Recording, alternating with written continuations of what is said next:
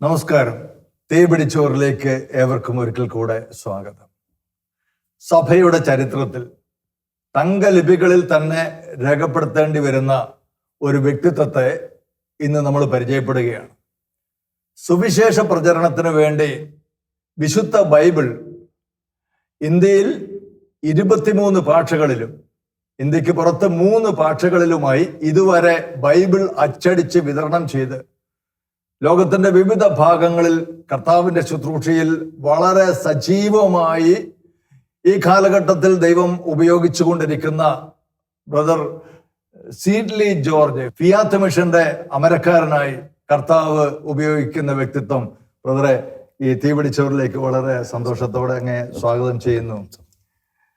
അങ്ങയുടെ ഈ മിഷൻ വേലയുമായിട്ട് ബന്ധപ്പെട്ട് ഇത് ഈ അടുത്ത കാലങ്ങളിലാണോ, അതോ ഫിയാത്ത് മിഷൻ തുടങ്ങിയ സമയത്താണോ, അതോ അതിനു മുമ്പ് വളരെ ചെറുപ്പത്തിൽ തന്നെ അങ്ങേക്ക് ഇങ്ങനെയുള്ള ഈ ആത്മീയ മേഖലയിലെ ശുശ്രൂഷകളുമായിട്ട് അങ്ങേക്ക് താല്പര്യമൊക്കെ ഉണ്ടായിരുന്നു?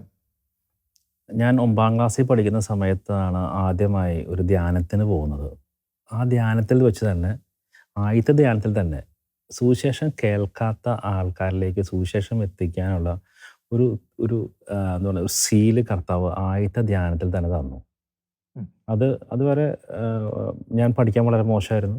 പക്ഷെ അതിലൂടെ കർത്താവ് എന്നെ എല്ലാ തരത്തിലും അനുഗ്രഹിച്ച് ആ തരത്തിലെത്തി. സ്കൂളിലെത്തിയതിന് ശേഷം ഞാൻ എല്ലാവരിലേക്കും സുവിശേഷം എത്തിക്കാൻ ശ്രമിച്ചു തുടങ്ങി. സ്കൂളിൽ പഠിക്കുന്ന സമയത്ത് തന്നെ സ്കൂളിൽ പ്രയർ ഗ്രൂപ്പ് തുടങ്ങി.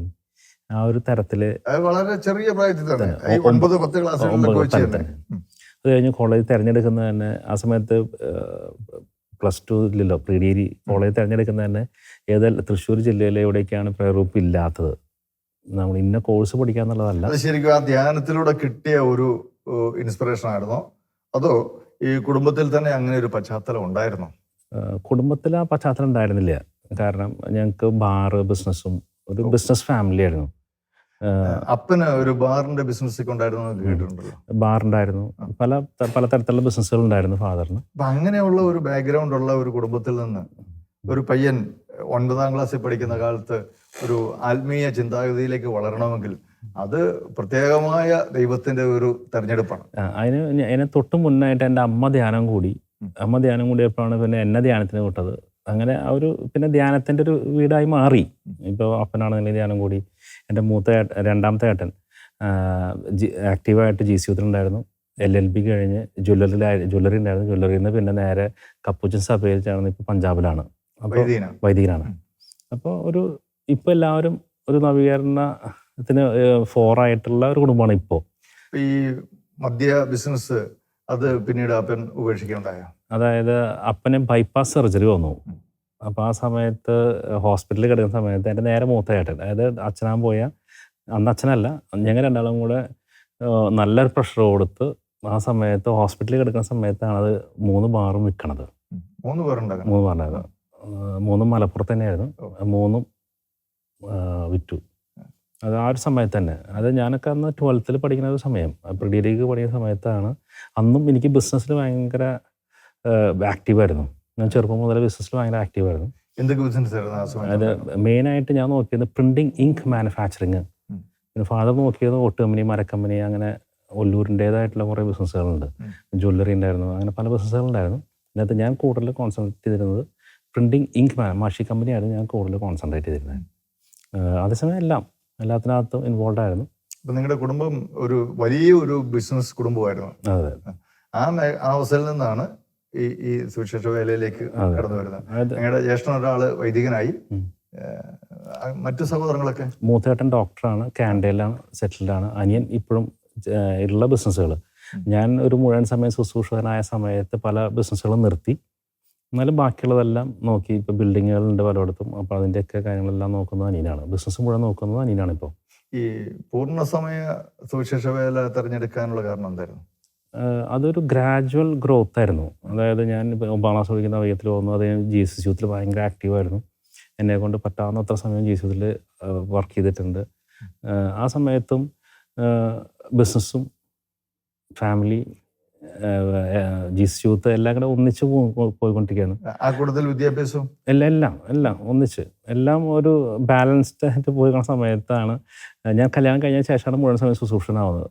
ഞാൻ വെച്ചൊരു പ്രീച്ചറായിരുന്നില്ല. ശരിക്കും വിവാഹം കഴിക്കുന്ന സമയത്ത് ഈ സുവിശേഷ വേലയോട് അതീവമായ ഒരു താല്പര്യമുണ്ട്, അല്ലെങ്കിൽ ആത്മീയ മേഖലകൾക്ക് മുൻതൂക്കം കൊടുക്കുന്ന ഒരാളാണെന്ന് ഭാര്യയോട് പറഞ്ഞിരുന്നു. അവരുടെ കുടുംബക്കാർക്കൊക്കെ ഇത് അറിയാമായിരുന്നു. അവർക്ക് താല്പര്യക്കുറവൊന്നും ഉണ്ടായിരുന്നില്ല. ഞാൻ ആ സമയത്ത് പക്ഷേ ബിസിനസ്സുകാരനാണ്. അതായത് ഞാനൊരു മുഴുവൻ സമയം ശുശ്രൂഷകനായിട്ടില്ല, ബിസിനസ്സുകാരനാണ്. അതേസമയം ബിസിനസ്സും ഇത് രണ്ടും കൂടെ ഒന്നിച്ച് കൊണ്ടു നടക്കുന്ന സമയമായിരുന്നു. മുഴുവൻ സമയ സുവിശേഷ വേലയിലേക്ക് ഇറങ്ങണമെന്നുള്ള ആ തീരുമാനം എടുക്കാനുള്ള കാരണം എന്താ? നേരത്തെ പറഞ്ഞു മാറ്റി വെച്ചിട്ട് അതായത് എനിക്ക് കുറച്ചുകൂടെ കർത്താവിന്റെ കൂടെ ആയിരിക്കണം. ബിസിനസ് എല്ലാം മാറി കർത്താവിന്റെ കൂടെ, അതായത് ഞാനൊരു നേരത്തെ പറഞ്ഞു വന്നതായിരുന്നു. അതായത് ഞാനൊരു പ്രാസംഗികനല്ല, ഞാനൊരു കൗൺസിലിംഗ് നടത്തുന്ന ഒരു കൗൺസിലറല്ല, ഒരു പ്രയർ ഗ്രൂപ്പ് നടത്തുന്ന ഒരു വ്യക്തിയല്ല, അല്ലെങ്കിൽ ഒരു ഹീലിംഗ് മിനിസ്റ്റർ നടത്തുന്ന വ്യക്തിയല്ല, അങ്ങനത്തെ ഒന്നുമല്ല. ഞാനൊരു സാധാരണ ഒരു കത്തോലിക്കൻ. അതായത് എല്ലാ ദിവസവും കുർബാനയ്ക്ക് പോകും, വ്യക്തിപരമായ പ്രാർത്ഥന നടത്തും, കുറച്ചു നേരം ബൈബിൾ വായിക്കും, കുറച്ചു നേരം ആരാധനയിരിക്കും, പിന്നെ പറ്റാവുന്ന സമയത്ത് പല ഗ്രൂപ്പുകളിൽ പ്രയർ ഗ്രൂപ്പിൽ പങ്കെടുക്കും, പിന്നെ എന്തെങ്കിലും ജീവിതത്തിൽ പ്രോഗ്രാം വരുമ്പോൾ സഹായിക്കും. സാധാരണ ഒരു നല്ലൊരു കരിസ്മാറ്റിക്കാരൻ. അത് കഴിഞ്ഞിട്ട് അപ്പുറത്തേക്ക് വേറെ പ്രീച്ചർ ഒന്നുമല്ലായിരുന്നു. പക്ഷെ ഈ കർത്താവിന്റെ കൂടെ ആയിരിക്കണം കുറച്ചുകൂടെ സമയം. ചെറിയ പ്രസംഗം പോലും പറഞ്ഞിട്ടില്ല. ഇല്ല, അത് വളരെ ജീസ് യൂത്തിന്റെ ഉള്ളിലത്തെ ചെറിയ ചെറിയ പരിപാടികളല്ലാണ്ട് വേറെ ഒന്നും സംഭവിച്ചിട്ടില്ല. ഞാൻ എൻ്റെ ഒരു ക്യാരിസ് അതായിരുന്നു ഞാൻ കരുതിയിട്ടില്ല. ഓർഗനൈസ് ചെയ്യാറുണ്ട്, പല പ്രോഗ്രാമുകളും ഓർഗനൈസ് ചെയ്യുന്നതിനൊരു കപ്പാസിറ്റി ഉണ്ടായിരുന്നു കത്താവുന്നതാണ്. ബാക്കിയൊന്നുമില്ല പ്രീച്ചർ. അപ്പോൾ ഞാൻ മുഴുവൻ സമയം ശുശ്രൂഷകനാകുന്നത് ഇങ്ങനെ എല്ലാവരുടെയും ഭാഗത്തുനിന്ന് കൺസേൺ അതായിരുന്നു. അത് എന്തിനു വേണ്ടിയാണ് മുഴുവൻ സമയം ശുശ്രൂഷകനാകുന്നത്. ഇതിന് മുന്നേ ആരെങ്കിലും മുഴുവൻ സമയം ശുശ്രൂഷകനായിട്ടുണ്ടെന്നുണ്ടെങ്കിൽ അവർ പ്രീച്ചേഴ്സാണ്. എന്നും ലീവ് എടുത്ത് പറഞ്ഞു വിടുന്നതായിരിക്കും, അല്ലെങ്കിൽ ബിസിനസ് കൊണ്ടുനടക്കാൻ പറ്റില്ല. അതേപോലെ പ്രോഗ്രാമുകൾ കേരളത്തിൻ്റെ ഇങ്ങോളം അങ്ങോളം ഓടി നടന്നും ഇന്ത്യക്ക് പുറത്തും പ്രോഗ്രാം ചെയ്ത് സമയലാണ്ട് വന്നിട്ടാണ് ഒരു ആൾ സുവിശേഷകനായിട്ടുള്ളത്. ഞാൻ അങ്ങനത്തെ ഒരാളെ അല്ല. എനിക്ക് കർത്താവിൻ്റെ കൂടെ ആയിരിക്കണം. അത് മാത്രമായിരുന്നു എൻ്റെ ഒരു ആഗ്രഹം. അല്ല, അത് ഈ ബിസിനസ്സും കാര്യങ്ങളൊക്കെ നടത്തിക്കൊണ്ട് പോകുമ്പോൾ തന്നെ അത് സാധ്യമാകുമായിരുന്നല്ലോ കർത്താവിൻ്റെ കൂടെ. നമുക്ക് കുറച്ചുകൂടെ അതായത് അതിൻ്റേതായിട്ടുള്ള ആ സമയത്തൊരു വിശുദ്ധിയുടെ സാധനം അവിടെ കയറി വന്നു. അപ്പോൾ നല്ല വിശുദ്ധിയോടുകൂടെ കർത്താവിൻ്റെ കൂടെ ആയിരിക്കുക. അപ്പോൾ അങ്ങനെ ഒരു ആഗ്രഹത്തോടു കൂടിയാണ് ആ തരത്തിൽ ചാടിയത്. വരുമ്പോൾ ഞാനൊരു കാര്യം ചോദിക്കട്ടെ. അപ്പൊ നമ്മൾക്ക് ഈ ബിസിനസ് ചെയ്യുമ്പോൾ ബിസിനസ്സുകാർക്ക് ആർക്കും വിശുദ്ധിയിൽ വളരാൻ പറ്റില്ല എന്നുള്ള ഒരു ഇല്ല, ഞാൻ അങ്ങനെയല്ല ഉദ്ദേശിച്ചത്. അത് കുറച്ചുകൂടെ കൂടുതൽ വിശുദ്ധിയിലേക്ക് വളരാൻ ആഗ്രഹിക്കുന്നവർക്ക് ബിസിനസ്സും കാര്യങ്ങളൊന്നും പാടില്ല എന്നുള്ള ഒരു ചിന്താഗതിയും വരാനുള്ള സാധ്യതയാണ്. നമ്മൾ ആ സമയത്ത് വായിച്ചിട്ടുള്ള പുസ്തകം, അതായത് അസീസിയെ കുറിച്ചുള്ള പുസ്തകങ്ങൾ വായിച്ചിട്ടുണ്ട്. അപ്പോൾ അസീസിയെ പോലെ ആകണം. അതായത് ഒരു മുഴുവൻ സമയം കർത്താവിൻ്റെ കൂടെ ആയിരിക്കുക, പ്രാർത്ഥനയിലും ബാക്കി കാര്യങ്ങൾ. അതായത് ബിസിനസ് തെറ്റാന്നുള്ള അല്ലെങ്കിൽ അശുദ്ധിയാണെന്നല്ല ഞാൻ പറഞ്ഞു വരുന്നത്. ഇപ്പം ബാറ് നിർത്തിയത് അത് അശുദ്ധിയായിട്ടുള്ള കാരണം. മറ്റുള്ളതെല്ലാം കുറച്ചുകൂടെ കൂടുതൽ കർത്താവിൻ്റെ കൂടെ ആയിരിക്കണം, സമയം കൂടുതലും കർത്താവിൻ്റെ കൂടെ ആയിരിക്കണം എന്നുള്ള ആഗ്രഹത്തിൽ, അതായത് കർത്താവ് സന്നിധിയിൽ. അങ്ങനെ ഒരു കുറേ പേര് അങ്ങനെ ഒരു തീരുമാനം എടുത്തു. ഇത് ഞാൻ നമ്മുടെ ഇതിൽ നിന്ന് മാറി ചോദിക്കുകയാണ്. ഇപ്പോൾ കുറേ പേര് അങ്ങനെ ഇപ്പോൾ അങ്ങയുടെ ഈ ജീവിതം കണ്ട് അല്ല അതിൽ നിന്ന് പ്രചോദനം ഉൾക്കൊണ്ട് കുറേ പേര് അങ്ങനെ ബിസിനസ്സും കാര്യങ്ങളൊക്കെ അങ്ങ് വിട്ടെന്ന് വിചാരിക്കാം. അങ്ങനെ വന്നു കഴിയുമ്പോൾ അത് ഈ നമ്മുടെ സാമ്പത്തിക സന്തുലിതാവസ്ഥയെ അത് കാര്യമായിട്ട് ബാധിക്കുക. അത് നമ്മുടെ കമ്മ്യൂണിറ്റീനെ നന്നായിട്ട് ബാധിക്കും. അത് ഞാൻ അന്ന് ആ സമയത്ത് എനിക്ക് അങ്ങനെ ചിന്തിക്കാനുള്ള ഒരു ഇതില്ല. അതായത് കർത്താവ് ഒരു എങ്ങനെ ജീവിക്കും, എൻ്റെ പാരൻസിൻ്റെയും ബാക്കി എല്ലാവരുടെയും കൺസേൺ ആയിരുന്നത്, അല്ലെങ്കിൽ റിലേറ്റീവ്സിൻ്റെ എല്ലാം കൺസേൺ ആയിരുന്നത്, നീ എങ്ങനെ ജീവിക്കും. ഇപ്പം ഇനി ഒരിക്കലും ക്ലാസ് എടുക്കാൻ പോകുന്നില്ല, ഒരിക്കലും കൗൺസിലിങ്ങിന് പോകുന്നില്ല, ഒരിക്കലും ഹീലിംഗ് മിനിസ്റ്ററി നടത്താൻ പോകുന്നില്ല, ഒരിക്കലും പ്രയർ ഗ്രൂപ്പ് നടത്താൻ പോകുന്നില്ല. എന്തായിരിക്കും നിങ്ങളുടെ സോഴ്സ് ഓഫ് ഇൻകം? ഫാമിലി ഉള്ളതാണ്, ഉള്ള ബിസിനസ്സുകളെല്ലാം നിർത്തിക്കൊണ്ടിരിക്കുന്നു. ഈ ചോദ്യത്തിനൊന്നും എനിക്ക് കൃത്യമായ ഒരു മറുപടി കൊടുക്കാൻ പോലും എനിക്കില്ല. കർത്താവ് എന്നെ നടത്തും. എന്തിനു വേണ്ടിയാണെന്ന് ഒരു ലക്ഷ്യം വാസ്തവത്തിൽ നമുക്ക് ഇല്ലല്ലോ. ലക്ഷ്യം കർത്താവിൻ്റെ കൂടെ ആയിരിക്കണം എന്നുള്ളത് മാത്രമേ ഉള്ളൂ. എങ്ങനെ ജീവിക്കും അതിനൊന്നിനെ കുറിച്ചൊന്നും വ്യക്തമായ ധാരണ എനിക്കില്ല. അല്ല, അങ്ങയുടെ കുടുംബത്തിന്റെ സാമ്പത്തിക പശ്ചാത്തലം അനുസരിച്ച് അതൊരു വലിയ പ്രശ്നമായിട്ട് ആ കാലഘട്ടത്തിൽ തോന്നി കാണത്തില്ലല്ലോ. കാരണം കാര്യങ്ങളെല്ലാം ഭംഗിയായിട്ട് നടക്കാനുള്ള ഒരു സ്റ്റേജ് ഉണ്ടല്ലോ. ഞാൻ എല്ലാം വേണ്ടെന്ന് പറഞ്ഞിട്ടാണ് ഇറങ്ങണത്. എനിക്ക് ഒന്നും വേണ്ട. ഞാൻ വീടുണ്ട്, വേറെ ഒന്നും എനിക്ക് വേണ്ട. തറവാട്ടിൽ നിന്നൊന്നും എനിക്ക് വേണ്ട. ഞാൻ മുഴുവൻ സമയം കർത്താവിന്റെ കൂടെ ആയിരിക്കാൻ വേണ്ടി മാത്രമാണ് ഇറങ്ങിയത്. അപ്പൊ അത് കുടുംബത്തിലുള്ളവർക്കൊക്കെ അതെങ്ങനെ ഉൾക്കൊള്ളാൻ പറ്റി? ഒരാൾക്കും ഉൾക്കൊള്ളാൻ പറ്റിയിട്ടില്ല. ഭാര്യയ്ക്ക് ഉൾക്കൊള്ളാൻ പറ്റുമായിരുന്നു. അത് ഞങ്ങൾ തമ്മിൽ എപ്പോഴും സംസാരിക്കുമായിരുന്നു. അത് അപ്പോൾ എപ്പോഴും ഉണ്ടായിരുന്ന കൺസേൺ ഉണ്ടായിരുന്നു, അതായത് എങ്ങനെ ജീവിക്കും, മക്കളുണ്ട്. ഇപ്പം എനിക്ക് 6 മക്കളുണ്ട്. അന്ന് എനിക്ക് ഇറങ്ങുന്ന സമയത്ത് എനിക്ക് 3 മക്കളാണ്. എങ്ങനെയാണ് നിങ്ങൾ ജീവിക്കാൻ പോകണമെന്ന് ചോദിച്ചാൽ എനിക്ക് കൃത്യമായിട്ട് മറുപടി ഇല്ല. പക്ഷേ കർത്താവ് മത്തായിയുടെ സുവിശേഷത്തിൽ 6-ാം അധ്യായത്തിൽ പറയുന്ന പോലെ കർത്താവ് നടത്തുന്നുള്ള കാര്യം ഉറപ്പാണ്.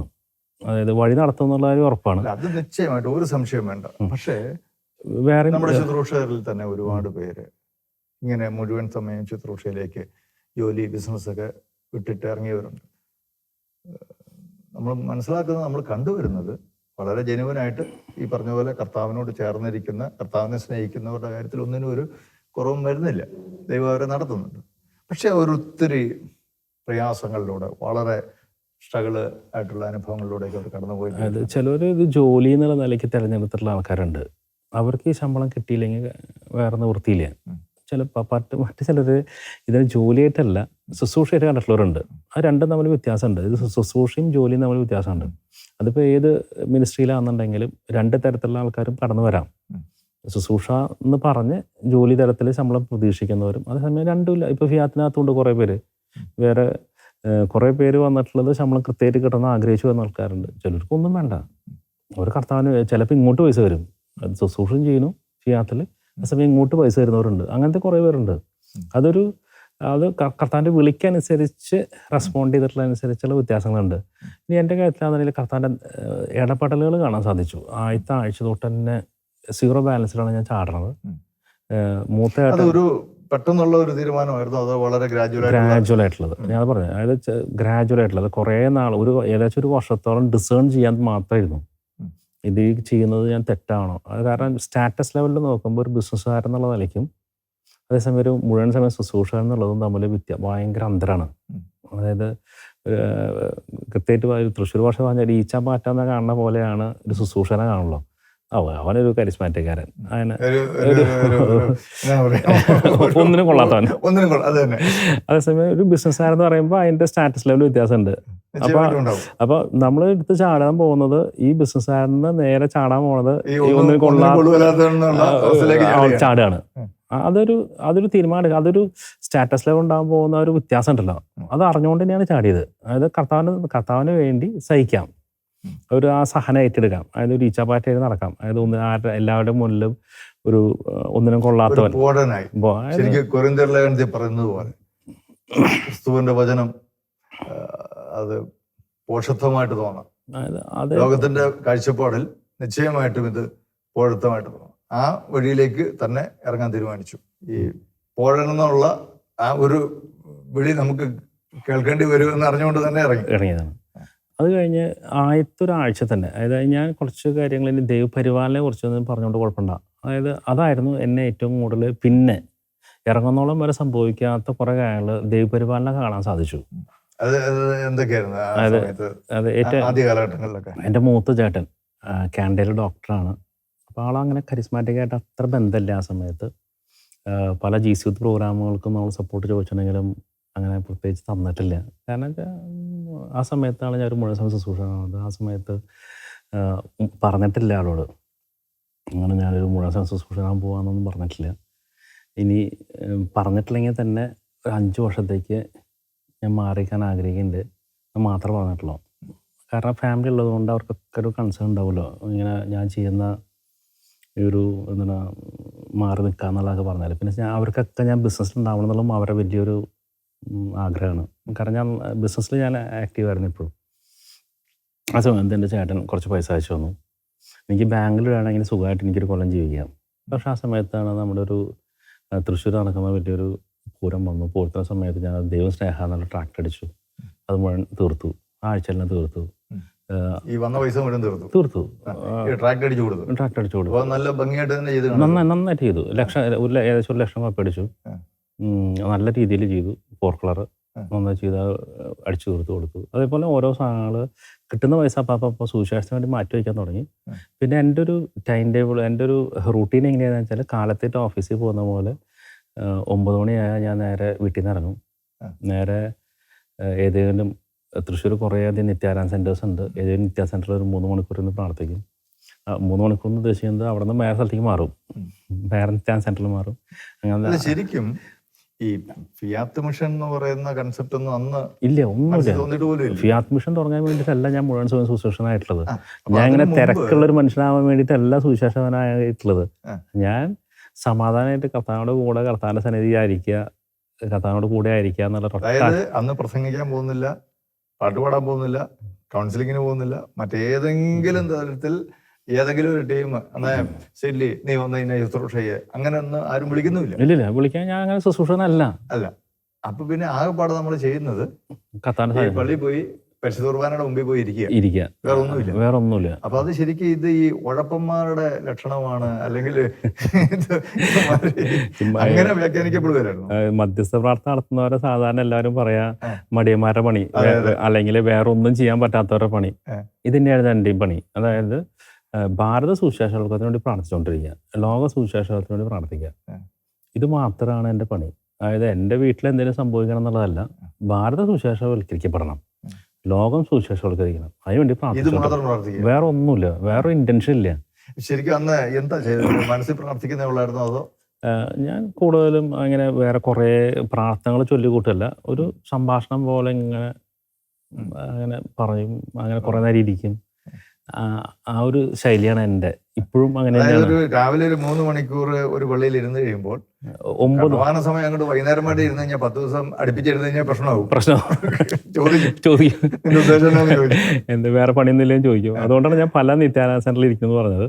അത് രാവിലെ 9 തൊട്ട് രാത്രി 8 വരെ എല്ലാ ദിവസവും ഏതെങ്കിലുമൊക്കെ പള്ളികളിലായിട്ടിരിക്കും.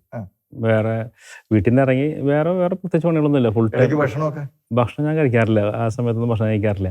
വീട്ടിൽ നിന്ന് ഇറങ്ങുമ്പോൾ ഭക്ഷണം കഴിക്കും, തിരിച്ചു വന്നിട്ട് ഭക്ഷണം കഴിക്കും. ഇല്ല, ഉച്ചയ്ക്കൊന്നുമില്ല. അപ്പൊ അങ്ങനെ ഇങ്ങനെ അപ്പൊ അത് മാത്രമല്ലോ. അപ്പോൾ അപ്പോഴും ബ്രദറിനും ഉണ്ടാവും ഒരു സംശയം, എങ്ങനെയാണ് വീട് കഴിയുക. ബ്രദറിനുള്ള ഒരു ചിന്ത ഉണ്ടാവുക, പാരൻസും അല്ലെങ്കിൽ ബാക്കിയുള്ളവരും ഭയങ്കര കുഴപ്പമില്ല, അവർ സപ്പോർട്ട് ചെയ്യും. പക്ഷെ ഒരാളുടെ സപ്പോർട്ട് വേണ്ടെന്ന് പറഞ്ഞിട്ടുണ്ട്. പക്ഷെ അന്ന് തൊട്ട് കർത്താവ് ഇറങ്ങി. പക്ഷെ വേറെ കാര്യമുണ്ട്, ഫ്രാൻസിസ് അസീസിക്ക് ഈ പറഞ്ഞ പോലെ ഭാര്യയും മക്കളൊന്നുമില്ലായിരുന്നു. ഇപ്പൊ ഞാൻ ആ സമയത്ത് കാറുകൾ ഉപയോഗിച്ചിരുന്നു, അതൊക്കെ വിറ്റു, അതിന്റെ കാശ് തറവാട്ടിൽ കൊണ്ടു കൊടുത്തു. കാരണം ആ ഫാമിലി, അതായത് പാർട്ടീഷൻ ഒന്നും കഴിഞ്ഞിട്ടില്ല, തറവാട്ടിൽ തന്നെയാണ്. കാറ് വേണ്ട, കാറിന് അത് ഡീസൽ അടിക്കണമെങ്കിൽ ഞാൻ വേറെ തരണം, അപ്പൊ കാറ് വേണ്ട. അപ്പൊ ഒന്ന് സ്റ്റാഫ് ഉപയോഗിക്കുന്ന ഒരു ബൈക്ക് തന്നെയാണ്. ആ ബൈക്ക് ഞാൻ അതുവരെ ഡ്രൈവർ വെച്ച് പോരുന്ന ആള് പിന്നെ നേരെ ബൈക്കുമേക്കായി, പിന്നെ അല്ലെങ്കിൽ ബസ് ഉപയോഗിക്കാൻ തുടങ്ങി. അപ്പൊ ഭയങ്കരമായിട്ട് സ്റ്റാറ്റസിൽ ബ്രദറിന് ഈ പറഞ്ഞ പോലെ ഒരു ഫ്രാൻസിസിയുടെ ആ ഒരു ചിന്താഗതിയൊക്കെ മനസ്സിൽ വന്നതുകൊണ്ട് കുഴപ്പമില്ലായിരിക്കും. പക്ഷെ ഈ വൈഫിനും കുഞ്ഞുങ്ങൾക്കും കുഴപ്പമില്ല. പക്ഷെ പാരന്റ്സ് അപ്പോഴേക്കും ഞാനിങ്ങനെ നടക്കണത് അവർക്ക് പറ്റാണ്ടായപ്പോ അവർക്കൊരു കുറച്ചിലായി തോന്നിയപ്പോ ശരിക്കും സ്വന്തമായിട്ട് ഡ്രൈവറും ഒക്കെ ഉണ്ടായിരുന്ന ആ സെറ്റപ്പിൽ നിന്നാണ് ഇപ്പോ ഈ നമ്മുടെ തന്നെ സ്ഥാപനത്തിലെ സ്റ്റാഫിന്റെ ബൈക്കിൽ പോകേണ്ട അവസ്ഥ. സ്റ്റാഫിന് മേടിച്ചു കൊടുത്ത ബൈക്ക് നമ്മൾ ഉപയോഗിക്കുന്നു. ആ നേരത്തേക്ക് അത് കഴിഞ്ഞ് പിന്നെ എപ്പോഴും തറവാട്ടിൽ നിന്നുള്ള പഴയ കാറ് അന്നോട്ട് തന്നു തുടങ്ങി. അതായത് അവര് പുതിയ കാറ് മേടിച്ചാൽ പഴയ കാർ എനിക്ക് തരും. ഇപ്പോഴും അങ്ങനെ തന്നെ പോയിക്കൊണ്ടിരിക്കുന്നു. അതായത് പുതിയ കാറ് തറവാട്ടി മേടിക്കും, പഴയ കാർ എനിക്ക് തരും. അതെനിക്ക് ഇപ്പോഴും അങ്ങനെ തന്നെയാണ്. ഒരു കുറവില്ല. അതായത് അവര് 2 കൊല്ലം കൊണ്ട് മാക്സിമം 20,000 കിലോമീറ്ററേക്ക് കൂടുതലുള്ളൂ എന്ന് മാത്രം. എൻ്റെ കയ്യിൽ കിട്ടുമ്പോൾ കൊടുക്കല്ല, എനിക്ക് തരും, നമുക്ക് തരും. ഞാനിത് 2-3 കൊല്ലം കൊണ്ട് ഉപയോഗിക്കുമ്പോഴേക്കും അത് 1 ലക്ഷങ്ങളാവും ഇപ്പോഴത്തെ ഒരവസ്ഥയിൽ. അപ്പം അതുപോലെ ഓരോ കാര്യത്തിലും കർത്താവിൻ്റെ ക്രമീകരണങ്ങൾ കാണാൻ സാധിച്ചിട്ടുണ്ട്. അത് പ്രത്യേകിച്ച് വൈഫിനും എല്ലാവർക്കും അത്ഭുതങ്ങൾ തന്നെയായിരുന്നു. പരിപാലനയെ കുറിച്ച് പറയാന്നുണ്ടെങ്കിൽ, ഒരു ഉദാഹരണം പറയാന്നുണ്ടെങ്കിൽ, വൈഫിനോട് ചീര മേടിക്കേണ്ട ഒരു കാര്യം. ചീര എന്ന് പറഞ്ഞാൽ 10 രൂപയുടെ ചീര, ഒരു കെട്ട് ചീരയ്ക്ക് അത് 10 രൂപ. ഞങ്ങളുടെ ഫാമിലി പോലെ ഞാനും വൈഫും 3 ചെറിയ പിള്ളേരാണ്. ഒരു കെട്ട് ചീരണ്ടെങ്കിൽ പോലും ഞങ്ങൾക്ക് സന്തോഷമാണ്. ഒരു കെട്ട് ചീര മേടിക്കാൻ പറഞ്ഞു, ഞാൻ മറന്നു, അന്നത്തെ തിരക്കൊണ്ട് മറന്നുപോയി. പിറ്റേ ദിവസവും മേടിക്കാൻ പറഞ്ഞു. ആ സമയത്ത് എന്നെ തിരുവനന്തപുരത്ത് നിന്ന് ഒരു ചേച്ചി ഫോൺ ചെയ്തു. തിരുവനന്തപുരത്ത് നിന്ന്, അതായത് ഫിയാത്തിനെ സപ്പോർട്ട് ചെയ്യാൻ വേണ്ടിയിട്ടാണ്, ഞാൻ കോഴിക്കോട് പോവാണ്, റെയിൽവേ സ്റ്റേഷനിലേക്ക് വരാൻ പറ്റുമെന്ന് ചോദിച്ചു. അന്ന് ഫിയാത്ത് ആയിട്ടില്ല, എന്നാൽ ആ ഒരു സമയം നിങ്ങളുടെ പ്രവർത്തനങ്ങൾക്കെന്ന് പറഞ്ഞു എങ്ങനെയോ അറിഞ്ഞിട്ട് ഫോൺ വിളിച്ചിട്ടാണ്. ഞാൻ റെയിൽവേ സ്റ്റേഷനിലേക്ക് വന്നു. റെയിൽവേ സ്റ്റേഷനിൽ വന്നപ്പോൾ അവർ ഞങ്ങൾക്ക് വേണ്ട സപ്പോർട്ട് തന്നു. അതുകൊണ്ട് എനിക്കൊരു സമ്മാനം തന്നു. ആ ചേച്ചി ആദ്യമായിട്ട് തന്നെ കാണുന്നതുകൊണ്ട് ഇത് പേഴ്സണലായിട്ടെന്ന് പറഞ്ഞിട്ട് എനിക്കൊരു സമ്മാനം തന്നു. ആ തന്നത് ചീരയായിരുന്നു. ലോകത്തിൽ ഒരാൾക്ക് സമ്മാനം ആയിട്ട് ആദ്യമായിട്ട് ഞാനായിട്ട് സ്വീകരിച്ചിട്ടുണ്ടാവുക. കാരണം എൻ്റെ വീട്ടിലത് ആവശ്യമായിരുന്നു. എന്ത് മൈന്യൂട്ടായിട്ടുള്ള ആവശ്യവും കർത്താവ് പരിപാലിക്കുന്നുള്ളതൊക്കെ അതിന്റെ ഇത്തരം അനുഭവങ്ങളൊക്കെ ഉണ്ടായപ്പോൾ അങ്ങേക്ക് വളരെ കൃത്യമായിട്ട് മനസ്സിലായി. ദൈവം നമ്മുടെ ഒരു ആഗ്രഹം, ഒരു ചെറിയൊരു ആവശ്യം, ഒരു ചെറിയ ചിന്ത ഇതുപോലും കർത്താവ് കൃത്യമായിട്ട് അറിയുന്നുണ്ടെന്നുള്ളത്. തീർച്ചയായിട്ടും. അതായത് ഇപ്പോൾ ഞാനൊരു മുഴുവൻ സമയം ശുശ്രൂഷകനായിട്ട് ഇത്ര വർഷമായി. 2006 ഞാൻ ഇറങ്ങി. ഇപ്പോൾ 23 നിൽക്കുകയാണ്. ഈ വർഷത്തിൻ്റെ ഉള്ളിൽ എൻ്റെ പേഴ്സണൽ ആവശ്യത്തിന് വേണ്ടി ഒരാളുടെ മുന്നിലും കൈ നീട്ടേണ്ടി വന്നിട്ടില്ല. അയ്യോ എനിക്ക് മക്കളെ പഠിപ്പിക്കാൻ ഇത് വേണം, ഒരു സ്ഥലത്തും കൈ നീട്ടേണ്ടി വന്നിട്ടില്ല. നമ്മുടെ കുടുംബത്തിൽ നിന്ന് എടുക്കേണ്ടി അതായത് ഇപ്പം ആദ്യത്തെ കുറേ വർഷങ്ങളിൽ ഒന്നും ഉണ്ടായിരുന്നില്ല. പിന്നെ അതിനുശേഷം കുറേ ബിൽഡിങ്ങുകൾ ഉണ്ട്. അതിനകത്ത് ഞാൻ പണിതിട്ടുള്ള ബിൽഡിങ്ങുകൾ തന്നെ ഉണ്ട്. അപ്പോൾ അതിൻ്റെ അകത്തൊരു ബിൽഡിങ്ങിൻ്റെ വാടക തരുന്നുണ്ട്. ഇപ്പോൾ ഞാൻ എടുക്കുന്നുണ്ട്. പാർട്ടീഷനിൽ അത് നമ്മുടെ ഭാഗത്തായിട്ട് വരുന്നത് അത് തരുന്നുണ്ട്. ശരിക്കും ഈ അപ്പനും അമ്മയൊക്കെ എങ്ങനെ ഇതൊന്ന് അഡ്ജസ്റ്റ് ചെയ്തത്? ആദ്യത്തെ ഒരു കൊല്ലം ഭയങ്കര ബുദ്ധിമുട്ടായിരുന്നു. പിന്നെ അത് എല്ലാവരും അംഗീകരിക്കാൻ തുടങ്ങി, അതായത് അറിയപ്പെടാൻ തുടങ്ങി. അതിനുശേഷം ഇപ്പൊ ഈ അറിയപ്പെടുന്നതിനൊക്കെ മുമ്പുള്ള ഒരു കാലഘട്ടം ഉണ്ടല്ലോ, അതൊരു സഹനത്തിന്റെ ഈ പറഞ്ഞ പോലെ മാറി മാറി പള്ളികളിൽ പോയി 2-3 മണിക്കൂർ വെച്ചിരിക്കുന്ന ഒരു സമയം. അങ്ങനെ എത്ര കാലം ഇരുന്നു? ഏകദേശം 1.5 കൊല്ലത്തോളം ഇരുന്നു. 1.5 വർഷക്കാലം രാവിലെ 9 മണിക്ക് വീട്ടിൽ നിന്നൊരു ബ്രേക്ക്ഫാസ്റ്റും കഴിച്ച് ഇറങ്ങുകയാണ്. ഒരു 2-3 മണിക്കൂർ ഒരു പള്ളിയിലിരിക്കും, അടുത്ത 2-3 മണിക്കൂർ വേറൊരു പള്ളിയിലിരിക്കും. അങ്ങനെ വൈകുന്നേരം ആകുമ്പോഴത്തേക്ക് ഒരു 3-4 പള്ളികളിൽ കൂടെ ഇതായിരുന്നു 1.5 വർഷം. 1.5 വർഷം. അന്നേരം ആ സമയത്ത് അങ്ങേക്ക് തന്നെ തോന്നുന്നുണ്ടായിരുന്നോ എൻ്റെ ഈ നടത്തുകൊണ്ട് വല്ല പ്രയോജനം ഉണ്ടാവുമോ? പക്ഷെ ആദ്യത്തെ ദൈവപരിപാലന കണ്ടു തുടങ്ങിയപ്പോൾ തന്നെ അതിന് വ്യത്യാസങ്ങൾ വന്നു തുടങ്ങി. അതായത് അതൊരു ദൈവത്തിൻ്റെ പദ്ധതിയുടെ ഭാഗമാണെന്നുള്ളത്. ഇത് ഞാൻ ഇപ്പോൾ ഒരു ആ സമയത്ത് നടക്കുന്ന കുറേ ചെറിയ ചെറിയ കാര്യങ്ങളുണ്ട്. നിങ്ങൾക്ക് 10 രൂപയുടെ ചീര എന്ന് പറയുമ്പോൾ എങ്ങനെയാണെന്ന് ബാക്കിയുള്ളവർക്ക് എങ്ങനെ തോന്നാറില്ല, ഒരു 10 രൂപയുടെ ചീര കാര്യമാണോ. പക്ഷെ എനിക്കത് വലിയ കാര്യമായിരുന്നു. കാരണം എൻ്റെ ചെറിയ കാര്യം പോലും കർത്താവ് അറിയുന്നു. നിങ്ങൾക്ക് ഇവയെല്ലാം ആവശ്യമാണെന്ന് സ്വർഗ്ഗസ്ഥനായ പിതാവ് അറിയുന്നു. അറിഞ്ഞു കഴിഞ്ഞിട്ട് കൈകെട്ടിയിരിക്കുന്ന ഒരു ദൈവമല്ല. ഞാൻ ആളുടെ പിന്നിലല്ല ഇറങ്ങിയിട്ടുള്ളത്. ഞാൻ ഇറങ്ങിയിട്ടുള്ളത് നമ്മളെല്ലാ കാര്യം പ്രൊവൈഡ് ചെയ്യാൻ പറ്റുന്ന ദൈവത്തിൻ്റെ പിന്നാലെ ഇറങ്ങിയിട്ടുള്ളത്. പ്രൊവൈഡ് ചെയ്യുന്നത് ഉറപ്പായിരുന്നു. ഒരിക്കൽ വീട്ടിൽ ഞാൻ ഞങ്ങളുടെ മിഷനിലേക്ക് പോകാൻ നിൽക്കുകയാണ്. അത് കഴിഞ്ഞ് തിരിച്ച് കുറച്ച് നാൾ കഴിഞ്ഞിട്ട് വരുള്ളൂ. വൈഫ് അപ്പോൾ ഞാൻ ഇപ്പോൾ ഒരു 6-6:30 ആകുമ്പോൾ ഞാൻ ഇറങ്ങും. വൈഫിന് കുറച്ച് പൈസ വീട്ടിൽ വേണമെന്ന് പറഞ്ഞു. എൻ്റെ കയ്യിൽ 5 പൈസ ഇല്ല കൊടുക്കാൻ, വീട്ടിൽ കുറച്ച് ഏൽപ്പിക്കാനായിട്ട് ഒന്നുമില്ല. അപ്പോൾ എന്താ ചെയ്യുന്നത്? കർത്താവ് ക്രമപ്പെടുത്തും, ഞാൻ പോയാലും കർത്താവ് ക്രമപ്പെടുത്തും എന്ന് പറഞ്ഞിട്ടാണ് ഞാൻ ഇറങ്ങാൻ നിൽക്കുന്നത്. ആ സമയത്ത് കോളിംഗ് ബെല്ല് ഒരാൾ അടിച്ചു. ഒരു 6 മണിക്ക് മുന്നായിട്ട് കോളിംഗ് ബെല്ല് അടിച്ചു. ഒരാൾ ബെല്ലടിച്ച് തുറന്നു നോക്കിയപ്പോൾ എൻ്റെ വീടിൻ്റെ മുന്നിൽ വലിയൊരു മാവുണ്ടായിരുന്നു. വലിയൊരു മാവാണ്. അപ്പോൾ മാവുമ്മ പൂ പോലും ഇല്ല, പ്രിയൂർ മാവാണ്. ഇത് കൊടുക്കണ്ടോ എന്ന് ചോദിച്ചു. മാങ്ങ കൊടുക്കണ്ടോ എന്ന് ചോദിച്ചു. ഞാൻ പറഞ്ഞു പൂ പോലും ആയിട്ടില്ലല്ലോ, കുഴപ്പമില്ല, മാങ്ങയാകുമ്പോൾ തന്നാൽ മതി. ആളെ എന്നിട്ട് ഒരു 5000 അഡ്വാൻസ് തന്നിട്ട് ആൾ പോയി. എൻ്റെ വൈഫ് ചോദിച്ചിട്ടുള്ള ഒരു 2000 ചോദിച്ചിട്ടുള്ളൂ. പക്ഷെ ഒരു 5000 അഡ്വാൻസ് വന്നു. പൈസലോ ഇതേപോലെ ഇതൊന്നും എന്താ പറയുക, എല്ലാവർക്കും മനസ്സിലാവണം നിർബന്ധമില്ല. ഇപ്പം ആദ്യത്തെ 2-3 മാസങ്ങൾ ഞാൻ ഒരു മുഴുവൻ സമയം ശുശ്രൂഷനായ സമയത്ത് ഞാൻ അധികം സാധനങ്ങൾ എൻ്റെ വീട്ടിലേക്ക് മേടിച്ചിട്ടില്ല. എനിക്കത് ഉറപ്പാണ്. ആരും വീട്ടിൽ കൊണ്ട് കൊടുത്തിട്ടുമില്ല. പിള്ളേർക്കൊക്കെ ഇഷ്ടം പരിപ്പ് മാത്രം, ചോറും കടല, ഇത് മാത്രം ഇഷ്ടമുള്ളൂ. ഇത് 3 ഞാൻ വീട്ടിലെത്തിച്ചിട്ടുണ്ടെങ്കിൽ 1 മാസം 1.5 മാസവും ഇതെങ്ങനെ ഇത് തീരാതെ പോകണമെന്ന് ചോദിച്ചാൽ എനിക്കും അറിയില്ല, വൈഫിനും അറിയില്ല. ഇത് സൂപ്പർ നാച്ചുറൽ എന്ന് പറയാൻ പറ്റില്ല. ഇത് എന്താന്ന് അറിഞ്ഞൂടാ.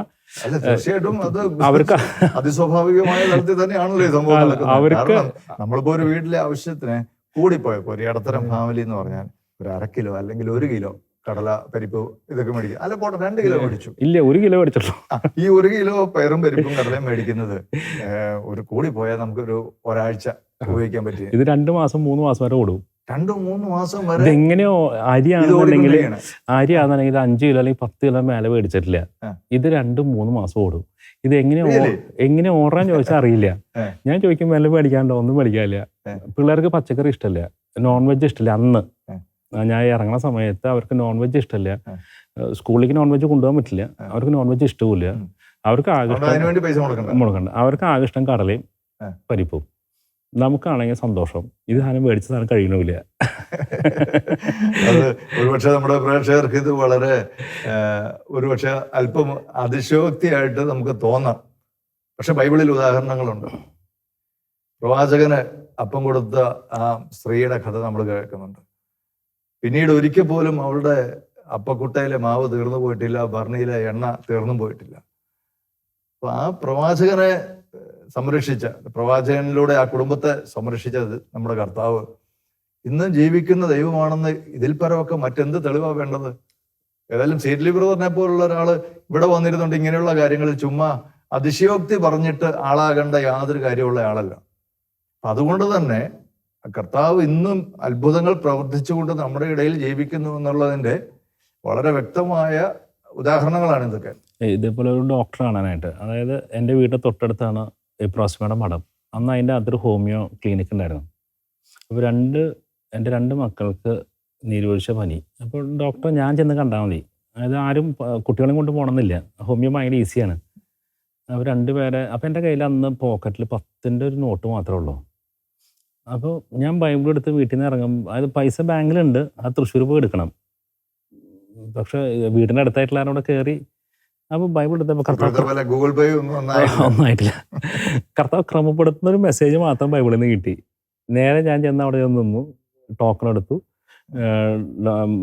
രണ്ടുപേരുടെയും കാര്യങ്ങൾ പറഞ്ഞു. തൊട്ടപ്പുറത്ത് മുറിക്കകത്തുനിന്നാണ് മരുന്ന് തരിക, അവിടെ തന്നെയാണ് പൈസയും കൊടുക്കേണ്ടത്. അപ്പോൾ അവിടെ ബൈബിൾ ഇരിക്കുന്നതായിരുന്നു. കർത്താവ് ക്രമപ്പെടുത്തു. എൻ്റെ കയ്യിലുള്ളത് ആകെ 10 നോട്ട്. അപ്പം ഞാനപ്പോൾ ആകെ ടെൻസ്ഡായി. കാരണം ഒന്നെങ്കിൽ ഞാൻ പറയണം പൈസ എടുക്കാൻ മറന്നു, അല്ലെങ്കിൽ പിന്നെ തരാമെന്ന് പറയണം. എനിക്കത് പറയാൻ അല്ലെങ്കിൽ തൃശ്ശൂർ വരെ പോയി വരണം, അത്രയേ ഉള്ളൂ. പക്ഷെ അതുവരെ പോയി തിരിച്ചു വരണ്ടേ. അപ്പോൾ ഞാൻ അവിടെ വെയിറ്റ് ചെയ്ത് നിൽക്കുകയാണ്. അപ്പോൾ കർത്താവ് ക്രമപ്പെടുത്തുന്നുള്ളൊരു മെസ്സേജ് കിട്ടിയിട്ടുള്ളത്. കുറച്ച് നേരം ഞാൻ പുറത്ത് വെയിറ്റ് ചെയ്ത് നിന്നു, അത് പിന്നെ പഠിക്കാൻ നിന്നു. ഇനി ആരെങ്കിലും ഇനി എന്നെ സപ്പോർട്ട് ചെയ്യാൻ ആഗ്രഹിക്കുന്നവർ എന്നെ കാണാണ്ട് പോകണ്ട. പക്ഷെ ആരും സപ്പോർട്ട് ചെയ്യാൻ വന്നില്ല. അവസാനം ഞാൻ ചെന്ന് തീരുമാനിച്ചു, ഞാൻ നാളെ തരാം, അല്ലെങ്കിൽ ഉച്ചതിന് തരാം, പൈസ തരാം. ചമ്മലുണ്ട് പറയാനായിട്ട്, എന്നാലും പറയാം. അപ്പോൾ ഈ 2 മക്കളുടെയും കൂടെ കൂട്ടിയിട്ട്, അതായത് 2 മക്കളുടെ മരുന്നും ഡോക്ടറെ ഫീസും കൂടെ കൂട്ടിയിട്ട് 10 രൂപ എന്ന് പറഞ്ഞു. ഞാൻ 10 രൂപ കൊടുത്ത് പോന്നു. അതൊരു ഡോക്ടർ തന്നെയാണ്, ഹോമിയോ ഒറിജിനൽ ഡോക്ടർ തന്നെയാണ്, അല്ലാണ്ട് വേറെ ഒന്നുമല്ല, സിസ്റ്ററാണ് അവിടുത്തെ. ഞാൻ ഇതിനു മുന്നേ പലപ്പോഴും അവിടെ പോയിട്ടുള്ളതാണ്, പല പ്രാവശ്യം അവിടെ പോയിട്ടുള്ളതാണ്. 50-ന് താഴെ ഇതുവരെ ഒരിക്കൽ പോലും വന്നിട്ടില്ല. ഒരാൾക്കാർ 50-ന് താഴെ വരില്ല, വളരെ ചുരുക്കമാണ് പറഞ്ഞത്. ഇത് 2 ആളും കൂടെ കൂട്ടി 10 രൂപ മേടിച്ചോളൂ. എന്തുകൊണ്ട് അങ്ങനെ മേടിച്ചു എന്നുള്ളത് എനിക്കറിയില്ല, ഇപ്പോഴും അറിയില്ല. അത് കർത്താവ് ഇതേപോലെ ക്രമപ്പെടുത്തുകയാണ്, ഓരോ കാര്യങ്ങളും കർത്താവ് ക്രമപ്പെടുത്തുകയാണ്. ഇപ്പം എൻ്റെ 3 മക്കൾ, ഇപ്പം എനിക്ക് 6 മക്കളാന്ന് പറഞ്ഞു. 3 മക്കളിപ്പോൾ നിർമ്മലമാത സെൻട്രൽ സ്കൂളിൽ കൂടെ പഠിക്കുന്നുണ്ട് തൃശ്ശൂർ. അവർക്ക് 3 പേർക്കും ടോട്ടലി ഫ്രീ ആണ്. അതായത് സഭയുടെ ഭാഗത്തുനിന്ന് 4ാമത്തെ കുട്ടി തൊട്ട് എല്ലാവർക്കും ഫ്രീ ആണ്.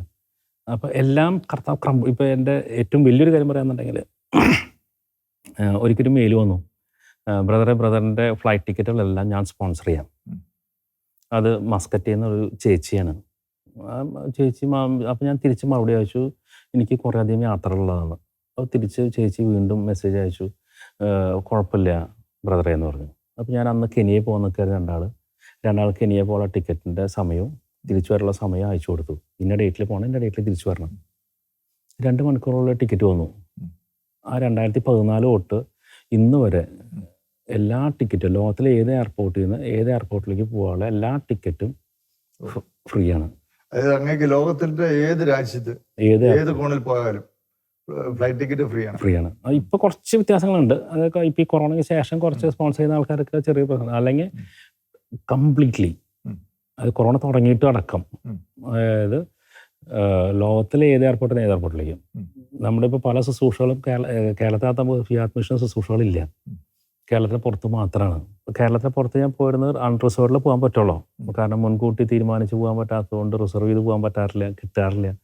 അപ്പോൾ അൺറിസർവ്ഡിൽ ഇരുന്നിട്ട് യാത്ര കുറേ, ഞാനിപ്പോൾ ഏകദേശം 10-14 മണിക്കൂർ ട്രെയിനിൻ്റെ അകത്ത് അൺറിസർവ്ഡ് നിന്ന് പോകേണ്ടി വന്നിട്ടുണ്ട്. അങ്ങനെ എല്ലാ തരത്തിലും പോയിട്ടുള്ള സ്ഥലത്ത് നിന്ന് പെട്ടെന്ന് പിന്നെ മാറിയിട്ടുള്ളത് ഫ്ലൈറ്റിലേക്കാണ്. ട്രെയിൻ ടിക്കറ്റ് എടുക്കണമെങ്കിൽ പൈസ കൊടുക്കണം, ഫ്ലൈറ്റ് എടുക്കണമെങ്കിൽ പൈസ കൊടുക്കണ്ട, വേഗത്തും, സമയലാഭം. ഇപ്പോൾ നോർത്ത് ഈസ്റ്റിലാണ് നമ്മുടെ പ്രധാനപ്പെട്ട എല്ലാ വഴികളും പ്രിൻ്റ് ചെയ്തിട്ടുള്ളത്. ഒരു പ്രാവശ്യം നോർത്ത് ഈസ്റ്റിൽ ട്രെയിനിൽ പോയി വരുന്നുണ്ടെങ്കിൽ ചുരുങ്ങിയത് 8 ദിവസം വേണം. മൊത്തം അങ്ങോട്ട് ഫുള്ള് യാത്ര ചെയ്ത് തിരിച്ച് വരുന്നുണ്ടെങ്കിൽ 8 ദിവസം ട്രെയിനിലെ യാത്ര തന്നെ വരും. ഈ സാധനമെല്ലാം ഫ്ലൈറ്റിലേക്ക് മാറി. എനിക്ക് കൂടുതൽ ദിവസം കർത്താവിന് വേണ്ടി പ്രവർത്തിക്കാൻ പറ്റി. അതാണ് ഏറ്റവും വലിയ പ്രധാനപ്പെട്ട കാര്യം. ഒരു 10 പ്രാവശ്യം പോകുന്നുണ്ടെങ്കിൽ 80 ദിവസം മാറ്റി വയ്ക്കാം.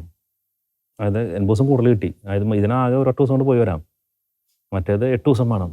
അപ്പോൾ അതേപോലെ പല ദിവസങ്ങൾ കർത്താവിന് വേണ്ടി പ്രവർത്തിക്കാനുള്ള ദിവസങ്ങൾ ട്രെയിനിൻ്റെ അകത്തിരുന്ന് കളയണത് ഫ്ലൈറ്റിലേക്ക് മാറിയ വ്യത്യാസം വന്നു.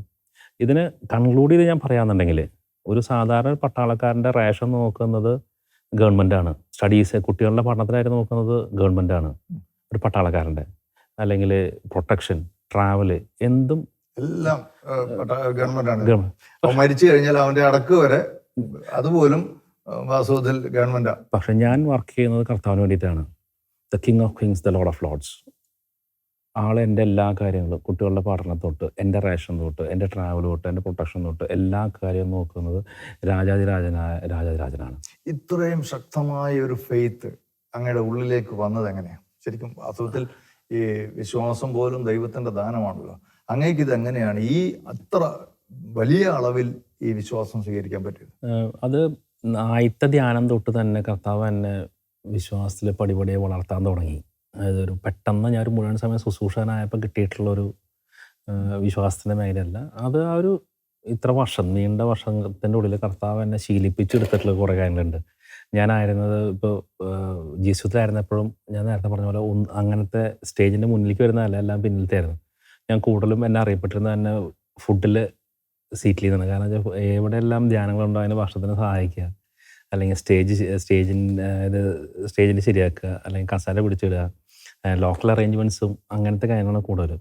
അവിടെ എല്ലാം ഇങ്ങനെ ഓരോ സമയങ്ങളിലും ഫെയ്ത്ത് ലെവലിൽ എന്നെ വളർത്തിയെടുത്തിട്ടുണ്ട്. അന്നും ഈ അറിയപ്പെടണം എന്നുള്ള ആഗ്രഹങ്ങളൊന്നും ഇല്ലായിരുന്നു? ഇല്ലില്ല. കാരണം സ്റ്റേജിൽ വരുന്നവരാണല്ലോ എപ്പോഴും 10 പേരുടെ മുമ്പിൽ കാണപ്പെടുന്നതും. ഞാൻ ഒരിക്കലും വരാത്ത ഒരാളാണ്. അങ്ങനെയുള്ള ചിന്തകളും ഒന്നും ഉണ്ടായിരുന്നില്ല. അതായത് എല്ലാം ബാക്കിൽ നിന്നിട്ടായിരുന്നു എല്ലാ കാര്യങ്ങളും സപ്പോർട്ട് ചെയ്യുക, എല്ലാ കാര്യങ്ങളും ചെയ്തുകൊണ്ടിരുന്നത്. അങ്ങനെയായിരുന്നു.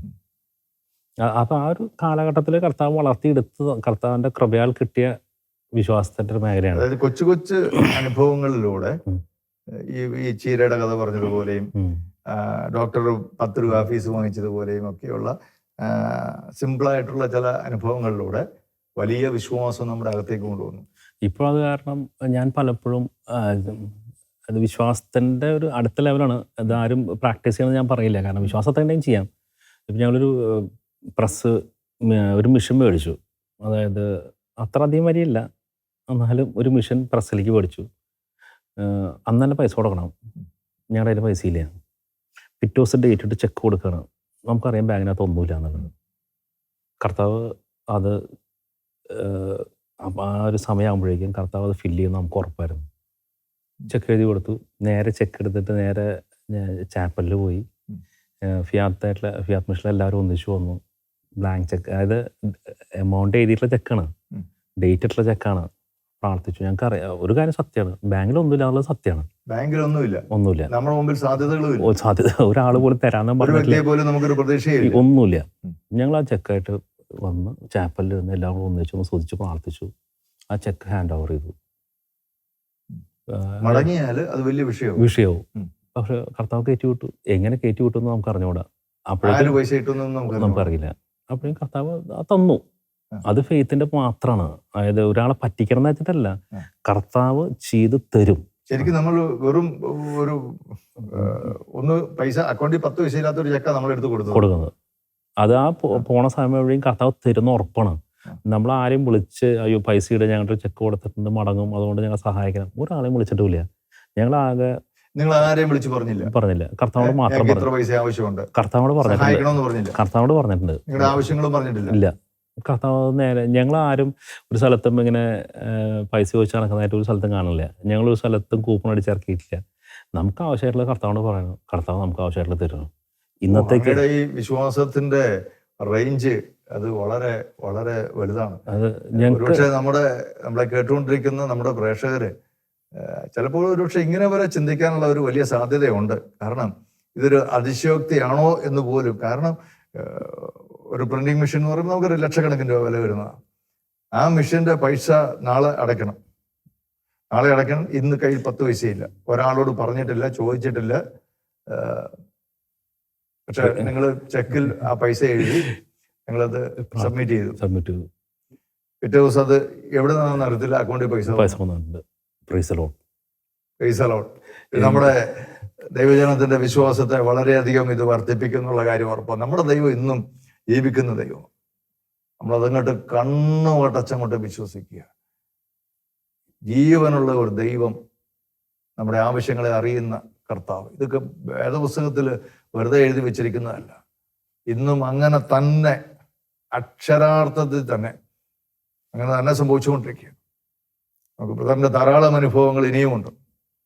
ഫിയാത്ത് മിഷൻ തുടങ്ങിയതും ഫിയാത്തിനെ ദൈവം ലോകത്തോളം വളർത്തിയ ആ നിരവധി അനുഭവങ്ങളുടെ കഥകൾ നമുക്ക് അടുത്ത എപ്പിസോഡ് കേൾക്കാം. അതുവരെ നിങ്ങൾ പ്രാർത്ഥനയിലായിരിക്കുക. ഫിയാത്ത് മിഷന് വേണ്ടി പ്രാർത്ഥിക്കുക. ഷെക്കേന ടെലിവിഷന് വേണ്ടി പ്രാർത്ഥിക്കുക. കർത്താവ് എല്ലാവരും ധാരാളമായി അനുഗ്രഹിക്കട്ടെ.